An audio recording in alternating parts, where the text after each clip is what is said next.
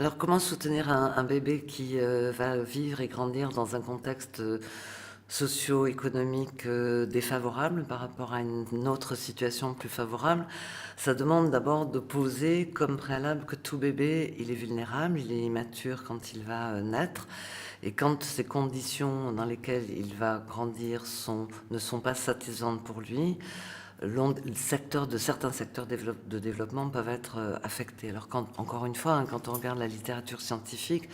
on s'aperçoit qu'il peut y avoir des relations d'attachement qui ne sont pas forcément sécures, pour une raison simple, c'est que les parents sont dans des situations délétères, trouver du travail, être fatigués, ne pas avoir le recours à la crèche pour faire garder leurs enfants, ne pas être dans une situation géographique soutenante, quand par exemple ils viennent d'un autre pays. Et donc le moyen en fait de soutenir un bébé qui vit en situation de pauvreté, ce n'est pas l'enfant qui est pauvre, hein. On est bien d'accord, c'est un enfant qui vit dans une telle situation, c'est de soutenir cette situation. Alors soutenir cette situation, ça veut dire effectivement donner des conditions financières plus acceptables, et aussi ça signifie soutenir la parentalité, soutenir des parents qui sont souvent dans une situation de stress importante. Ça veut dire essayer de soutenir l'identité paternelle qui est souvent mise à mal par des situations